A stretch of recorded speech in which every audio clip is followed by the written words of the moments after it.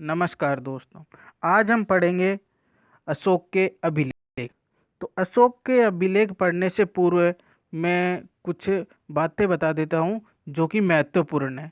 Class 10th के लिए भी महत्वपूर्ण है ये चैप्टर अशोक और अशोक के अभिलेख। क्लास 10th में चैप्टर के साथ साथ अशोक के अभिलेखों की चर्चा की गई है। अलग से अभिलेख नहीं दे रखा, लेकिन जो चैप्टर चलता है उसमें दे रखा है कि 14वें अभिलेख के अनुसार, 13वें अभिलेख के अनुसार जो भी चीज़ें दे रखी है ना, वो उस चैप्टर के साथ साथ दे रखी हैं। तो अब जब हम ये इसका अध्ययन करना प्रारंभ करेंगे तो उससे पहले मैं आपको एक बात बता दूं कि अशोक पहला शासक था।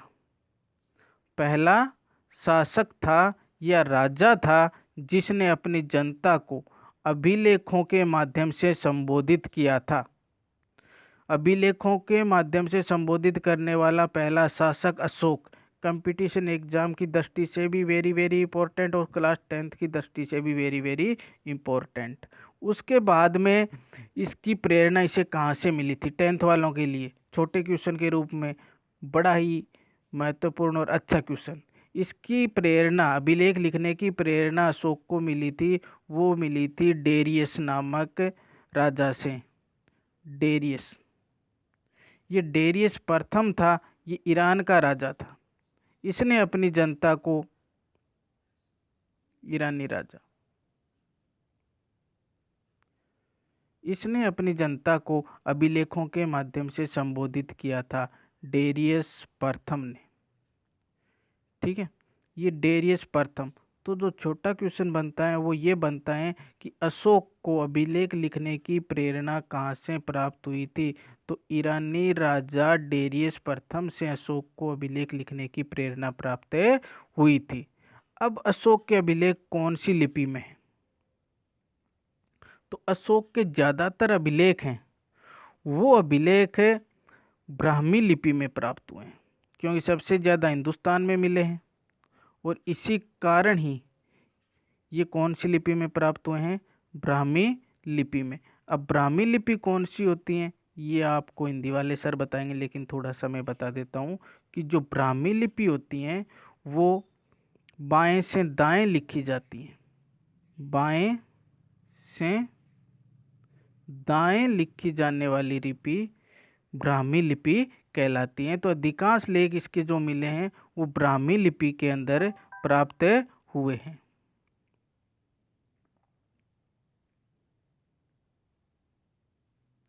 और उसके बाद में जो पाकिस्तान के साइड, ठीक है ना, या हम ये कह दें कि पश्चिमी उत्तर भारत में जो इसके लेख प्राप्त हुए हैं, पश्चिमी उत्तर भारत में क्वेश्चन बनता है कि पश्चिम उत्तर भारत में अशोक के अभिलेखों की लिपि कौन सी है।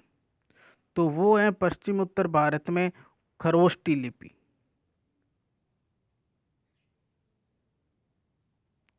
खरोष्टी लिपि, इस लिपि में प्राप्त हुए अभिलेख खरोष्टी लिपि में। ये जो लिपि खरोष्टी लिपि लिखी जाती हैं तो वो दाएं से बाएं लिखी जाती है। दाएं से बाएं लिखी जाने वाली लिपि हैं वो खरोष्टी लिपि कहलाती हैं, जो कि पाकिस्तान की 2 स्थानों पर जो लेख प्राप्त हुए हैं उनकी लिपि हैं। खरोष्टी लिपि पाकिस्तान में पाए गए 2 स्थानों के अभिलेखों की लिपि हैं, वो है खरोष्टी लिपि। ठीक है ना, केवल 2 ही लेख प्राप्त हुए हैं खरोष्टी लिपि में, जो कि कहाँ पे प्राप्त हुए हैं? पाकिस्तान के अंदर। ये चीज़ ध्यान में रख लेना कि पाकिस्तान के अंदर जो लेख प्राप्त हुए हैं उनकी लिपि हमेशा खरोष्टी होगी, क्योंकि ये हमेशा दाएं से बाईं ओर लिखी जाती हैं। और ये लेख प्राप्त हुए हैं उनकी संख्या है 2। अशोक के अभिलेखों को पढ़ने में पहली बार जिसने सफलता प्राप्त की थी उसका नाम है जेम्स प्रिंसेस। ठीक है ना। अब क्वेश्चन जो छोटा बनता है वो ये बनता है कि अशोक के अभिलेखों को पहली बार किसने पढ़ा था? क्लास 10th और कंपटीशन एग्ज़ाम की दृष्टि से महत्वपूर्ण है। मैं बार बार कह रहा हूँ ये छोटे क्वेश्चन अच्छे क्वेश्चन हैं। सबसे अच्छे क्वेश्चन व सबसे छोटे क्वेश्चन है और बड़ा क्वेश्चन बनता है तो अभिलेखों पे टिप्पणी लिखो, तो उसमें भी ये महत्वपूर्ण है। तो अशोक के अभिलेखों को पढ़ने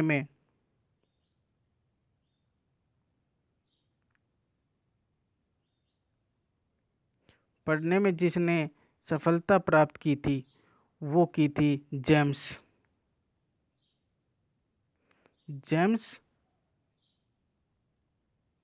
प्रिसेप ने। पहली बार इसने ही पढ़ा था, जेम्स प्रिसेप ने पढ़ा था सर्वप्रथम अशोक के अभिलेखों को।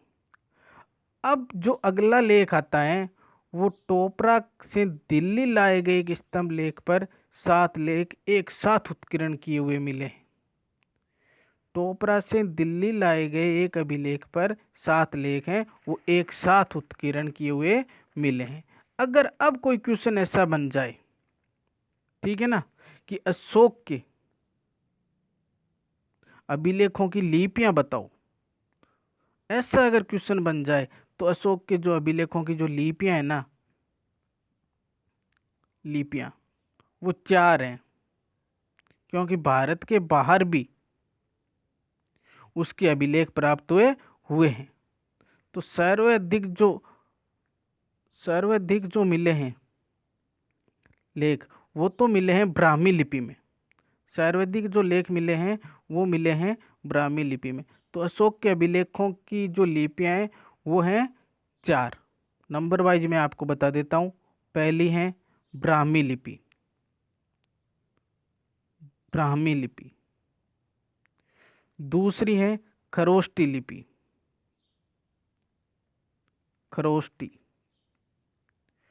तीसरी है वो है अरेमाइक लिपि, और चौथी है वो है यूनानी लिपि। क्योंकि जहाँ जहाँ भी अशोक के धर्म प्रचारक गए वहाँ वहाँ उसने अपने अभिलेख लिखा है, ठीक है ना। इन देशों में अशोक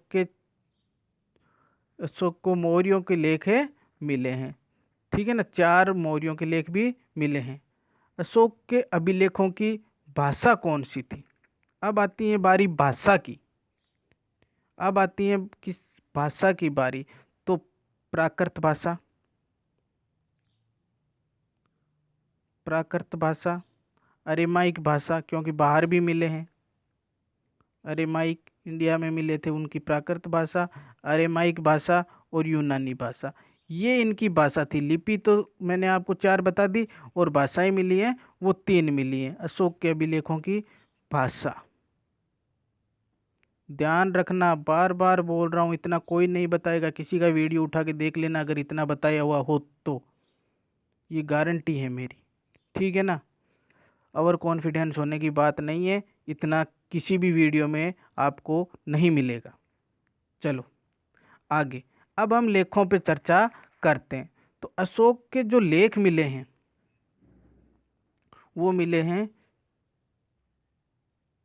4 वस्तुओं पे।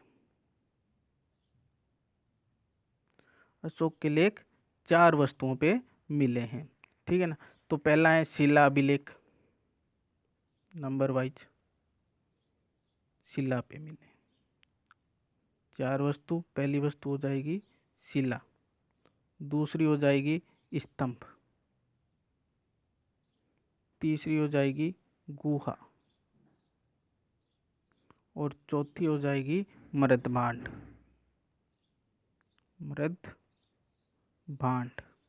ये 4 तो अशोक के अभिलेख हैं वो 4 वस्तुओं से प्राप्त हुए हैं, शिला से, स्तंभ से, गुहा से और मृदभांड से। इनकी चर्चा हम अब क्रम वाइज करेंगे, ठीक है। तो इनकी चर्चा करने के लिए आपको मैं ये एक मिनट इसे थोड़ा ऊपर ले लेता हूँ। ये आ गया शिलालेख।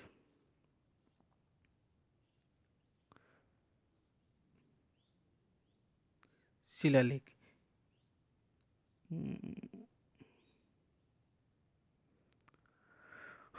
शिलालेख मिले हैं वो 2 प्रकार के मिले हैं, वृत्त शिलालेख और लघु शिलालेख।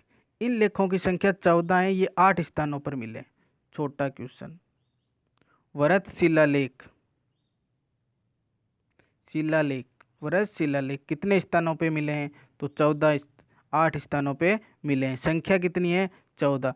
तो वृहद शिलालेखों की जो संख्या है वो है 14 और स्थान है वो है 8। 8 स्थानों से 14 बड़े शिलालेख हमें प्राप्त हुए हैं। अब शिलालेख किसे कहते हैं? तो शिला पर लिखे हुए, पत्थर पे लिखे हुए लेखों को, शिला जैसी बड़ी बड़ी शिलाएं होती थी उन पे लिखे हुए लेखों को शिलालेख कहा गया है। और इनकी संख्या है वो है 14 और 8 स्थानों से इन्हें प्राप्त किया गया है। यही ध्यान रखना आपको कि वृहद शिलालेख कितने स्थानों से प्राप्त किया गए हैं, तो वो है 8 स्थान, ठीक है ना। और वृहद शिलालेखों की संख्या कितनी है? तो वो है 14। और लघु शिलालेखों की संख्या कितनी है और उन्हें कितने स्थानों से प्राप्त किया गया है उसके बारे में भी बता देता हूँ। लघु शिलालेख, इन लेखों की संख्या है 25 और ये 25 स्थानों से ही प्राप्त हुए। इसमें तो आपको कोई दिक्कत नहीं आएगी लघु शिलालेखों में, क्योंकि जो 25 संख्या है और 25 ही स्थानों से प्राप्त हुए हैं, ठीक है ना। लेकिन जो बड़े शिलालेख हैं, वृहद शिलालेख हैं या बड़े शिलालेख हैं, उनकी संख्या 14 है लेकिन 8 स्थानों से प्राप्त हुए हैं। और जो लघु शिलालेख हैं उनकी संख्या भी 25 है और 25 स्थानों से भी प्राप्त हुए हैं। अब आते हैं स्तंभ लेख। पिलरों पे लिखाए गए जो स्तंभ होते हैं, पिलर होते हैं, उन पे लिखे गए लेखों को स्तंभ लेख कहा गया। ये भी दो प्रकार के हैं, छोटे और बड़े, दीर्घ स्तंभ लेख और लघु स्तंभ लेख। इन लेखों की संख्या है वो 7 है, 7 हैं और 6 स्थानों से हमें प्राप्त हुए हैं। लघु स्तंभ लेख छोटे खंभों पे लिखे गए लेख हैं, वो हैं 4 स्थानों से प्राप्त हुए हैं और 4 ही लेख हैं। तो छोटे वालों में तो कोई दिक्कत ही नहीं आ रही। शिलालेख 25 हैं और 25 स्थानों से प्राप्त हुए हैं। और जो स्तंभ लेख हैं छोटे वाले वो 4 हैं और 4 स्थानों से प्राप्त हुए हैं। लेकिन वृहद शिलालेख हैं वो 14 हैं, 8 स्थानों से प्राप्त हुए हैं। और जो दीर्घ स्तंभ लेख हैं वो 6 स्थानों से प्राप्त हुए हैं। संख्या उनकी क्या है? 7 है। ये चीज़ आप ध्यान रख लेना। उसके बाद में आता है गुहा लेख। गुहा लेख का तात्पर्य है गुफा से। गुहा लेख का अर्थ होता है गुफा। ये लेख अफगानिस्तान में मिले हैं, इनकी संख्या 2 है। अफगानिस्तान में 2 मिले हैं और बिहार के गाजियाबाद में 1 मिला है। कुल कितने मिले हैं? 3। तो गुहा लेखों की संख्या है वो कुल कितनी हो गई? 3 हो गई। कुल 3 लेख मिले हैं, 2 तो मिले हैं अफगानिस्तान में और 1 मिला है बिहार के गया जिले में। गया जिला है बिहार का, उसमें मिला है। गुहा लेख होता है गुफा के अंदर लिखे गए लेख। उसके बाद में बारी आती है, वो आती है मृद भांड की। मिट्टी के जो भांड है उन पे भी लेख मिले हैं। ये बिहार में मिले हैं। बस इसके बारे में इतनी जानकारी है, कोई ज़्यादा जानकारी है नहीं और ना ही आपको इस ध्यान रखना है कि ये बिहार में मिले हैं। अब मैं बता देता हूँ कि ज़्यादा जो पूछे जाते हैं वो बड़े शिलालेख पूछे जाते हैं। शिलालेख पूछे जाते हैं और बड़े वाले पूछे जाते हैं, ठीक है ना। एग्जामों की दृष्टि से और 10th वालों की दृष्टि से, क्योंकि मैं 10th की क्लास अटेंड कर रहा हूँ इसलिए मुझे 10th वालों पे विशेष ध्यान देना पड़ेगा। और 10th के अनुसार जो शिलालेख पूछे जाते हैं तो वो केवल बड़े वाले पूछे जाते हैं जिनकी संख्या है 14 और स्थान है 8। इन 14 व 8 स्थानों को ऐसे तो आप याद कर नहीं सकोगे, लेकिन एक छोटी सी ट्रिक है जो मैंने भी कहीं पढ़ी थी और आप लोगों के लिए भी बना देता हूँ, ठीक है ना। तो शाम को जो सोए गधा, इन शिलालेखों को कैसे याद करेंगे हम? शाम को जो सोए गधा। एक मिनट, अब देखो 8 स्थान, हमें केवल 14 शिलालेखों के स्थान कितने याद करने हैं?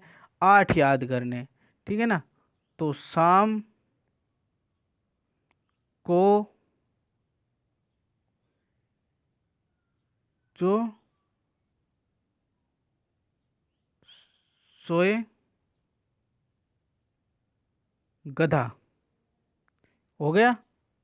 अब शाम को जो सोए गधा, 8 स्थान हमें याद करने में, स्थान आपको डिटेल से बाद में बताऊंगा। लेकिन ये लाइन अगर आप याद कर लोगे तो आपको 8 स्थान याद हो गए। शाम को जो सोए गधा, भाई सोते तो रात को हैं, शाम को सोओगे तो गधे ही बनोगे ना, या नहीं है? ये गलत बता रहा हूँ मैं? शाम को जो सोए वो गधा, तो सोते तो रात को है, शाम को सोएगा वो गधा होगा। बस इतनी सी बात है, इतने नाम याद करने, 8 स्थान आपको याद है हो जाएंगे। ठीक है ना। और 14 लेख मिले, वो हम बाद में पढ़ेंगे कि कान स्थान अभी पढ़ लेते हैं, और उनके अंदर क्या क्या प्राप्त हुए हैं, कौन सी भाषा में प्राप्त हुए हैं और कौन से जिले में प्राप्त हुए हैं, वो मैं आपको बता दूंगा। ठीक है ना। तो शाम इसका है शहबाज गढ़ी, शहबाज गढ़ी, ये हो गया शहबाज गढ़ी। ठीक है ना। ये एरिया पड़ता है पेशावर पाकिस्तान का। शाम का शाह का हो जाएगा शहबाज गढ़ी। स्थान कहाँ पे पड़ता है ये? पेशावर में, पेशावर में। और पेशावर कहाँ पड़ता है? पाक में। ठीक है ना, पाकिस्तान में पड़ता है। तो लाइन आपको एक याद करनी है, स्थान आपको 8 याद हो रहे हैं। शाह का हो जाएगा शहबाज गढ़ी, ये शहबाज गढ़ी पड़ता है पेशावर में, पेशावर पड़ता है पाकिस्तान में। इसकी जो लिपि मिलती है वो खरोष्टी लिपि मिलती है। इस जो लेख की लिपि मिलती है वो कौन सी मिलती है? खरोष्टी। क्योंकि मैंने पहले ही बता दिया था आपको कि पाकिस्तान में जो भी लेख मिले हैं उनकी लिपि खरोष्टी होगी, और पाकिस्तान में 2 लेख मिले हैं। ठीक है ना। तो खरोष्टी लिपि पढ़ती हैं, और खरोष्टी लिपि की जो भाषा है वो हमेशा प्राकृत है, प्राकृत भाषा है। ब्राह्मी लिपि और खरोष्टी लिपि दोनों लिपियों की भाषा एक ही है, वो है प्राकृत। ठीक है ना। तो सा का हो गया। अब आती है बारी मैं की। मैं का आएगा तो वो आ जाएगा मानसेहरा, मानसेहरा। तो ये जो मानसेहरा है ये हजारा डिस्ट्रिक्ट है इसका, हजारा। और हजारा पड़ता है पाकिस्तान में। ये भी कहाँ पड़ता है? पाकिस्तान में। अब लिपि कौन सी हो जाएगी? जो शहबाज गढ़ी वाले की थी, तो इसकी भी खरोष्टी लिपि हो जाएगी, और भाषा तो प्राकृत होगी, क्योंकि हिंदुस्तान के आसपास के एरिया में जो भी मिला है वो सारे प्राकृत भाषा में होंगे। क्योंकि खरोष्टी लिपि और ब्राह्मी लिपि दोनों प्राकृत भाषा में लिखी जाने वाली लिपियां हैं। ध्यान रखना, खरोष्टी लिपि व ब्राह्मी लिपि दोनों प्राकृत भाषा में लिखी जाने वाली लिपियां हैं। और मानसेहरा पड़ता है हजारा में, और हजारा पड़ता है पाकिस्तान में। तो 2 हो गए। अब उसके बाद में शाम में हो गया ना। अब उसके बाद में है को, शाम है को। और को का हो गया कालसी,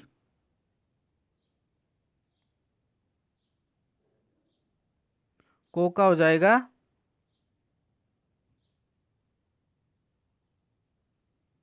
कालसी।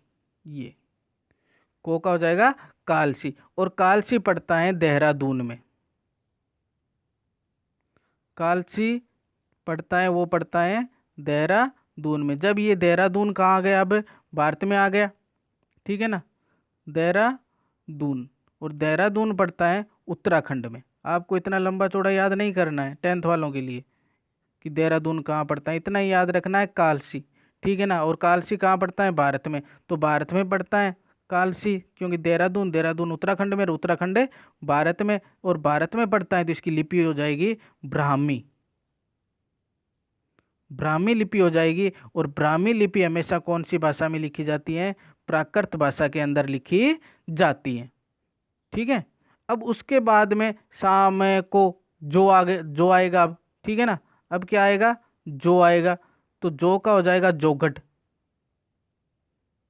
जोगढ़।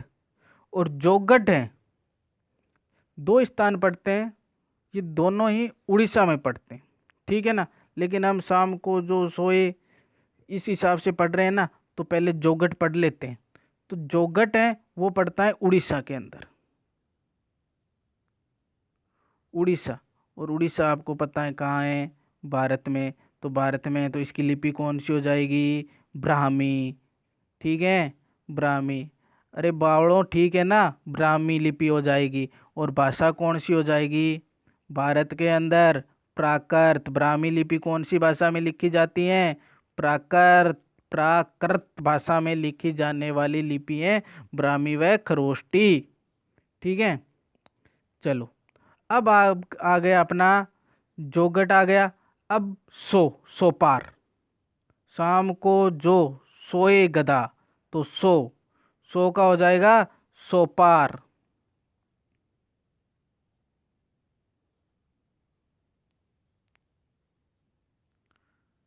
सो पार, ये हो गया।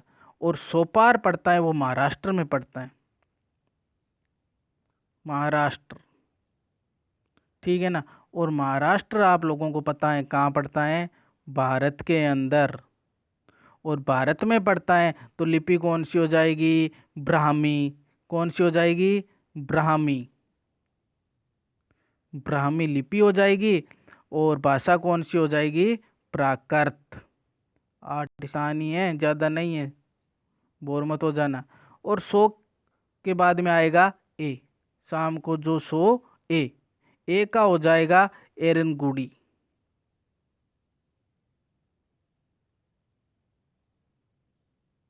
एरागुड़ी भी कहते हैं, एरनगुड़ी भी कहते हैं, ठीक है ना। और एरागुड़ी भी इसका मिलता है। तो एरागुड़ी भी कहाँ पड़ता है, आंध्र प्रदेश में। नाम नहीं दिख रहा है क्या, एरागुड़ी पुड़ी, आंध्र प्रदेश में। तो आंध्र प्रदेश पड़ता है भारत में। तो लिपि और भाषा के बारे में आपको बताने की आवश्यकता ही नहीं है, ए से एरागुड़ी हो जाएगा। अब उसके बाद में गए, गए से गधा, गिरनार, गिरनार अभिलेख कह दो इसको। और चाहे आप कौन सा अभिलेख कह दो, जूनागढ़ अभिलेख है कह दो, दोनों एक ही चीज़ है। गिरनार कह दो चाहे जूनागढ़। कन्फ्यूज यहाँ होते हैं कि हमने पढ़ा तो गिरनार था, ये जूनागढ़ कहाँ से आ गया। तो जूनागढ़ अभिलेख व गिरनार अभिलेख है ना, दोनों एक ही अभिलेख हैं। और ये जूनागढ़ व गिरनार दोनों हैं गुजरात के अंदर, गुजरात के अंदर। जूना गिरनार अभिलेख से भी जाना जाता है इसे, और जूनागढ़ अभिलेख से भी जाना जाता है। शाम को जो सोए का गधा का गया आ गया तो गिरनार, और कहाँ है, गुजरात के अंदर, ठीक है ना। जिसे जूनागढ़ अभिलेख के नाम से भी जाना जाता है भारत में। तो ब्राह्मी लिपि, भाषा प्राकृत, ठीक है। चलो आगे चलते हैं। अब बचा है केवल धा, और धा से हो जाएगा धोली। मैंने आपको बताया था ना कि उड़ीसा में दो हैं, एक की चर्चा बाद में करेंगे क्योंकि हमने जो ट्रिक बनाई है उसके हिसाब से कर रहे हैं। तो ये धोली है ना, ये भी उड़ीसा में ही है, ये भी उड़ीसा के अंदर ही है। और ये भी कौन सी लिपि में होगा, उड़ीसा पड़ता है भारत में। भारत में दो ही, ब्राह्मी लिपि और भाषा प्राकृत, ठीक है दोस्तों। तो ये मैंने आपको याद करने की एक छोटी सी ट्रिक बता दी कि ये जो 8 स्थानों पे मिले हैं, 14 अभिलेख मिले हैं, उनको याद करने की एक छोटी सी ट्रिक है, ठीक है ना। अब उसके बाद में जब हम आगे चलेंगे तो आगे हम पढ़ेंगे, वो पढ़ेंगे धौला व जोगढ़ में पृथक शिलालेखों के बारे में चर्चा करेंगे। और धौला व जोगढ़ में जो पृथक शिलालेख मिलते हैं वो मिलते हैं 11 नंबर, 12 नंबर और 13 नंबर, धौला व जोगढ़ में, ठीक है ना।